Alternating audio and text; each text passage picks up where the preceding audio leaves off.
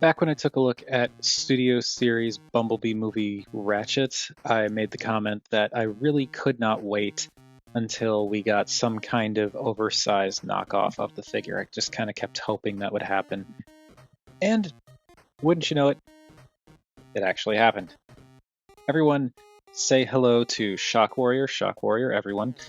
And this is an oversized, slightly re-engineered version of Studio Series Bumblebee Movie Ratchet. And it's a mold I already love, so of course I love it when it's bigger and more detailed and has some slight, very, very slight engineering changes. And some heft. It's actually got a little bit of die cast in there. But yeah, it's basically nothing. It is aesthetically the exact same Cybertronian ambulance van vehicle mode that the original figure had, just with more detailing. Like, all the detailing on this, that's how it comes out of the box. These are not stickers or anything like that. So there's lots of little bits that are painted and other kind of Cybertronian-ish looking details here and there. And the circuitry on the windows I'm not or circuitry looking stuff on the windows I'm not really into, but it's fine. I like the color blue that they used, at least. And you can see that, like, the colors are just kind of, there's more details are painted. Like, you know, you've got silver and red in here, you've got the same kind of going on up here, you've got all these little lines and stuff everywhere. It looks really good. There are certain things I feel like this does better than the Repro Labels set for the original figure, and then there are certain things I feel like the original figure with Repro Labels do a little bit better. But this looks pretty good. Pardon me. This just feels like a couple of things I feel like maybe it's a little too busy, like maybe it doesn't need these little bits here and up here. Like, it just could maybe tone it down a little bit, the deco. But overall, it's fine. It's cool for what it is. And they even painted the lights and some grille details on the back, so that's cool. And again, this guy's pretty big and hefty. The gun, as before, pegs into the port on top. We'll see it more in robot mode, but unfortunately this peg that's supposed to attach the gun to the back is way too loose, so it'll hold, but that's only because of gravity. As soon as the figure tilts back, the gun falls out, so that stinks. But this gun is battery operated. There is a light in there. Oh, that's right in my eye. A very, very bright blue LED. And the wiring and mechanism back here is not great. It sometimes gets stuck, but for what it is, it's fine. And this, other than that, pretty much looks the same as Studio Series Ratchet's gun, just much bigger and with an LED in it. So put that off to the side. And yeah, I don't really know what I can say about this that I haven't already said about Studio Series Ratchet. It's just this fun little futuristic potato-looking vehicle. I like the red and white colors with the black accents. Love the blue windows. I just feel like maybe some of this detail didn't need to be quite as intricate. But that's pretty much all I can say about this guy in terms of the deco. In terms of size, though, this is pretty large. Like, if I bring in Artfire and Rotor Storm and Samus, and particularly Burnout, you can see that it's a big, big vehicle mode. They definitely blew up the mold a bit for this figure. As I said, it's oversized, slightly re-engineered. I'll talk about the re-engineering when we get to the transformation and such, but yeah, it's a big fellow. And here he is. There we go. There he is with the duck tank. Alright, before I get into the transformation, just want to give everyone a quick reminder. I do have a Patreon, so if you're interested in supporting the channel, you can become a patron. There's a single $1 tier, that's all I got. That gives you early access to new videos. if you don't want to or are unable to, for whatever reason, support the channel monetarily, which is completely understandable, I do also have a link in the description for a Discord server for Show Z. If you join the Show Z Discord server from that link, I'll earn 50 cents in store credits for each joining, so that can add up and eventually lead to me building up enough to get more stuff for covering on the channel. And in case you're unfamiliar with Show Z, it is an overseas website that deals primarily in third-party and knockoff Transformers, but they do carry some other stuff as well. And pretty fast shipping, free to the US in at least most cases. You can pay a little extra for faster shipping, but I don't really think it's that necessary. And great customer service, really good prices, so worth checking out even if you're not going to join the Discord. With all of that said, let us pull back a little bit so we can start transforming Shock Warrior here. First thing to do, and the transformation is, with a couple of very minor exceptions, almost exactly the same as Studio Series Bumblebee Ratchet. So if you're familiar with that, you can transform this. But I'm going to start by pulling these panels out, and then unplugging the arms from the feet. They actually tab in right here. You can see the tab. There's the little slot. So unplug that. Then you want to unplug what will be the shoulders from the hips. You want to pull back this, and oh wait, no. My mistake. You actually want to pull this up first. This tabs in here, so I'm going to pull that forward so we can lift this whole thing up and get that out of the way. That will give us the wiggle room we need to get the shoulders unplugged from the hips. So pull that back and out, and then swing that around. And I'll show you on this side. You can see there's this little tab right there that plugs into the hip right there. So swing that out. Take this whole assembly and rotate it down like this. And now I'm going to straighten out the legs. And these are new, so I'll get to that in a second. But yeah, straighten out the legs. They just curl around the pelvis section. Going to fold down the feet, and then going to take these panels here, which, as I said, are new. You want to keep them tucked in and fold them around on this double hinge here. And you want to keep this pressed in because it needs to go in here, and you don't want this to go up. It stops here naturally, so you want to keep that pressed down. But flip this around, and this will peg into the side of the leg there. And need to rotate that out of the way, I think. Peg that in, and then you can let go, and that will spring up into place to fill in the gap in the back of the leg. And just rotate this down the rest of the way. And now this piece here, it slides up. This is another engineering change. It slides up to make room for this panel. So you just slide that down, and then rotate the thigh around, and that is one leg done. I'm going to do it again on this side, so I want to rotate this, and there's no real locking point for this, so I just like to line it up so that this bit is covering up the screw hole, same as with the Studio Series version, and it also kind of lines up with this molded detail here.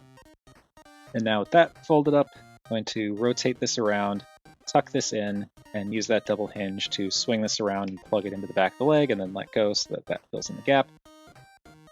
Rotate the thigh around and slide that back into place, and there we've got the legs. Now for the upper body, I'm going to unplug this from here so that that frees everything up, and then fold this up. Now we can rotate this whole section around. It basically is turning the back of the car or vehicle inside out.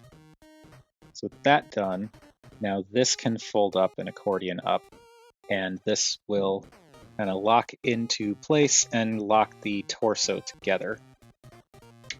And another thing to look out for, not look out for in like a warning sense, but just something you want to make sure you do, is there is a tab here that plugs in to this bit just behind what is, I guess, the bumper.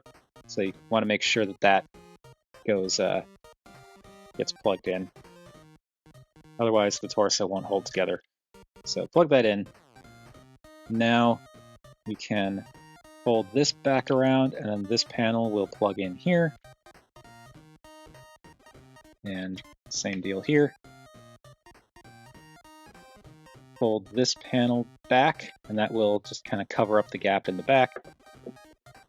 Rotate the arms down to a more regular position, and then in the regular Studio Series figure, you would at this point be flipping out the hands, but this figure does have a little bit more engineering in that regard as well. So you actually have a panel now that you pop out, then you rotate the fist out and close the panel back up.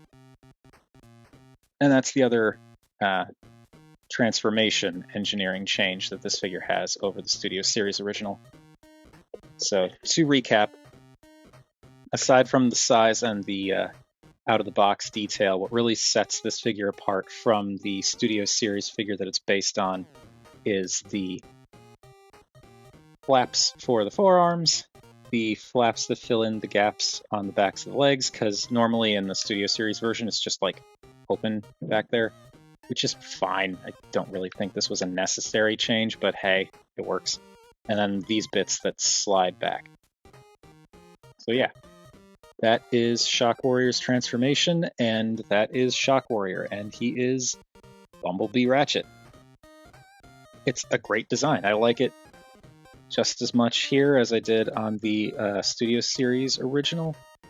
There is a bit more detail on show here because of the paint scheme, though, as I said, the official figure does handle the paint a little bit differently in a few places, as well as the Repro Label set do things a little bit differently. So there are, as with the vehicle mode, there are some things that this figure does that I prefer, and some things that the Repro Label set for the original does that I prefer.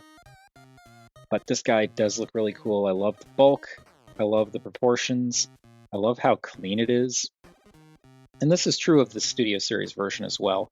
Like looking at him from the back, ignoring the paint detailing, the only thing from the back that really looks different is the calf fillers back here.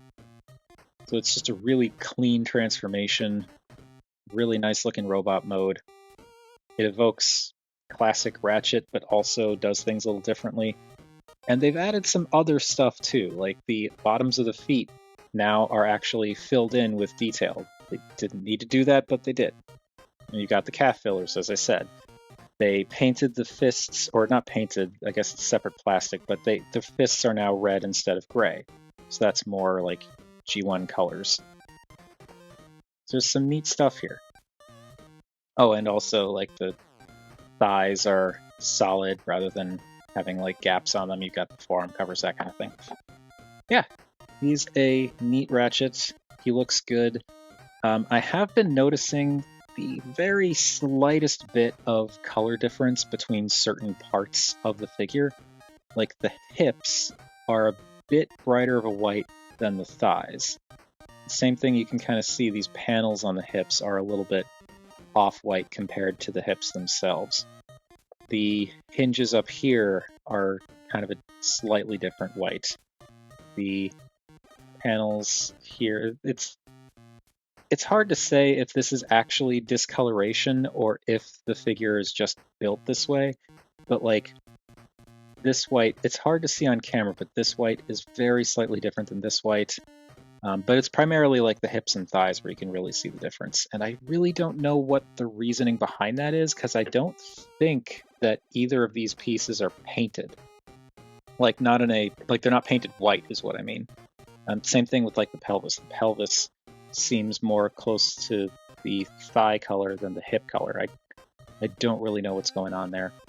Don't know if it's a conscientious choice to have two tones of white or if it's discoloration, but it's okay for what it is. I think it's, it's all right, and it kind of isn't really that noticeable unless you're really analyzing it, especially under lights, so I feel like for what it is, it's fine.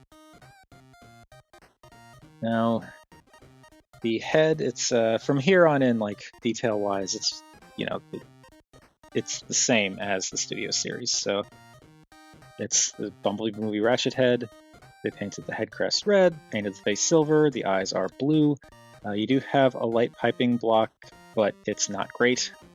So there is that. And yeah, it looks like Bumblebee Movie Ratchet. The head is on a ball joint with the ball actually going down into the torso, so you get some up and down and some left and right tilt and rotation. The shoulders can go around 360, not 360. They stop here because the shoulder bangs into this hinge, so can't go around 360, but they can just about complete 360. Like, it can reach almost 360 degrees of motion in both direction, almost. The arms can go out to about 90. You've got a bicep swivel and a elbow that is pretty much 90 degrees. And the one articulation change, upgrade, I guess, that they did for this figure versus the Studio Series is he has wrist swivels now. So you can do that. There's also a waist rotation that, okay, it does go past 90. You just kind of, or it does actually go all the way around. You just kind of have to pull things up because this bit kind of bangs into the geometry a little bit, but it's fine. You can go all the way around. The hips can go forward to 90 and go back to 90. They can go out to 90. You have thigh swivels, which on this one are a little bit on the stiff side, but they still work. The in and out motion is a little bit not strong enough. Like, the forward-backward motion is fine, the thigh rotation's fine, everything else is fine, but like this is a little floppy. I might go in and tighten that up, I don't know. But you also get a knee, 90 degrees of bend there, and the panel, because it's spring-loaded, will actually go down into the calf as you bring the knee down, so that's cool. Then for the foot, you don't get any forward motion. You can, if you want, use the transformation hinge to go back a bit, but because of this panel in the way, you're not going to be able to go back that far. And you get a little bit of ankle tilt. It's not super, but it's decent. And yeah, he's pretty decently posable. The only thing that he has over the original, much smaller Studio Series figure is the wrist swivels in terms of articulation, but it's fine. I still think this is a really cool figure, and I definitely like him being a bit larger and a bit denser. Like, there's definitely some die cast somewhere in the legs. I think maybe a little bit in the shins somewhere, definitely the feet, at least the tops of the feet. I don't know about the bottoms. So he's got some heft to him. And bringing back the gun, this will tab into the back in either of these peg holes using this square peg on the side, and just as I mentioned before, it does not hold in well. Like, it'll hold, but it falls out pretty easily. And this side especially, the one where it looks better, it actually falls out. Yeah, that stinks. And it doesn't really make a difference to peg it in that way. It's just as not quite as secure in either instance, so might need to thicken those peg holes up, I don't know. But you can always just put the gun in his hand, and that works. So there is Shock Warrior in his robot mode with his weapon, and as I mentioned a couple of times now, he is big. This is a pretty big change from Studio Series Bumblebee Ratchet. Like, we bring in Artfire, who is mostly standardish Voyager height, and Rotor Storm, who is a tall deluxe, and Burnout, who is a more kind of regular size deluxe. And Samus, you can see that he is big. I've seen some people say that this might be Masterpiece scale. I honestly don't know if that's true or not. I'm not enough of a scale junkie to tell you one way or the other, but he's big. He's definitely big. Let's get all of these out of the way, because there's one more size comparison I want to do. I don't have Studio Series Ratchet to do a direct comparison with anymore. which I think would be obvious because I didn't do the vehicle mode comparisons, but I do have Studio Series Brawn. And Brawn is a little bit shorter than Ratchet from what I remember, but yeah, this is how Shock Warrior stacks up with a Bumblebee Movie Studio Series Deluxe. He's very large. All right. And one more. Here is Shock Warrior with the duck tank. And that does it for whatever company made this Shock Warrior. The oversized, slightly re-engineered, more detail painted, and some die-cast version of Studio Series Bumblebee Ratchet. It is basically everything I wanted. I do kind of wish that some of the details that were provided by the Reaper Labels set were also picked out here, like the red on the insides, like these little half circle bits on the wheels. I kind of wish those were painted in red because the Reaper Labels add some red there, and I just think that looks nice. But even so, this is a cool figure. It's, you know, it's what I asked for. It's a larger, I guess, improved quality overall version of a figure I really liked. I would also absolutely love it if we got this guy given the same treatment. I don't necessarily think it will happen, but I could be wrong. I just feel like Studio Series Bumblebee Brawn may not be as beloved as Ratchet is, but we'll see. Fingers crossed. And heck, they could do Bumblebee RC while they're at it. I would love that too. But that's going to do it on my thoughts regarding Shock Warrior. What do you all think of this guy? Whatever your thoughts, feel free to chime in down below. I always enjoy hearing from you all.